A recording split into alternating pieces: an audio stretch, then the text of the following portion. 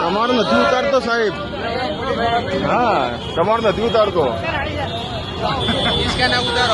એને સાહેબ કે મારો ઉતારો છે.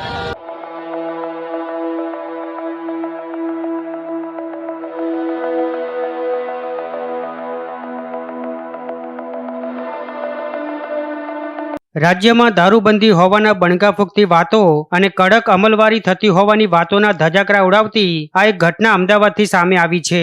અને આ ધજાગરા રોકવાની જેમના માથે જવાબદારી છે તેવી ખુદ પોલીસ જ કાયદો અને વ્યવસ્થાના ધજાગરા ઉડાવી રહી છે કે શું, તેવો આ વિડીયો વાયરલ થયા બાદ ચર્ચા જાગી છે. ત્યારે ફરી એકવાર પોલીસની નિષ્પક્ષતા સામે ગંભીર સવાલો ઉભા થયા છે.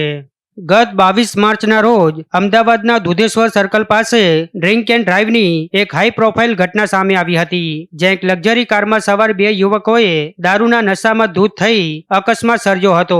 અકસ્માતને પગલે સ્થાનિક લોકોના ટોળા ઉમટી પડ્યા હતા અને લોકોએ જ્યારે કારમાં તપાસ કરી તો કારમાંથી દારૂની બોટલો પણ મળી આવી હતી. નશામાં ચૂર યુવરાજસિંહ પટેલ અને શ્રીકાંત તોમરે નામના યુવકોએ ત્યાં હાજર ટ્રાફિકના ટીઆરબી જવાનો સાથે પણ ઉગ્ર માથાકૂટ કરી હતી અને સત્તાનો રોપ જમાવવાનો પ્રયાસ કર્યો હતો. જો કે ત્યારબાદ ઘટના સમયે પહોંચેલી 112ની ટીમ અને માધવપુરા પોલીસ સ્ટેશનના કર્મચારીઓ બંને યુવકોને પોલીસ વાનમાં બેસાડીને પોલીસ સ્ટેશન લઈ ગયા હતા અને સઘન પૂછપરછ કરતા એ માહિતી સામે આવી હતી કે દારૂ પીધેલી હાલતમાં રહેલા આ યુવકો પૈકી એક યુવરાજસિંહ પટેલ બીજું કોઈ નહીં પરંતુ કોંગ્રેસના દિગ્ગજ નેતા અને પૂર્વ ધારાસભ્ય હિંમતસિંહ પટેલનો દીકરો છે.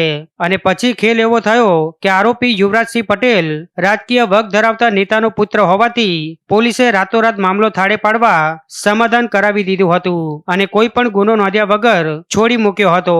આમ કારમાં પોલીસની હાજરીમાં જ દારૂની બોટલો સ્પષ્ટ દેખાતી હોવા છતાં પોલીસ દ્વારા કોઈ કડક કાર્યવાહી કરવામાં આવી ન હતી. જો કે આ સમગ્ર ઘટનાનો વિડીયો સોશિયલ મીડિયા પર વાયુ વેગે પ્રસારિત થતા પોલીસની છબી ખરાડી હતી.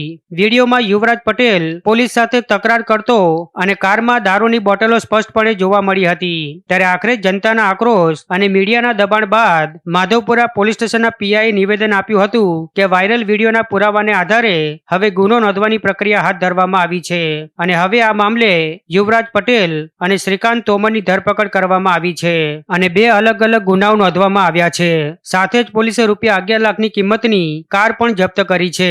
આમ વિડીયો સોશિયલ મીડિયા પર વાયરલ થયા બાદ હવે ઘોડા છૂટ્યા બાદ તબેલાને તાળા માર્યા હોય એ રીતે પોલીસે કાર્યવાહી હાથ ધરી છે. જો કે પૂર્વ ધારાસભ્ય હિંમતસિંહ પટેલના પરિવારનો વિવાદો સાથે જૂનો નાતો રહ્યો છે.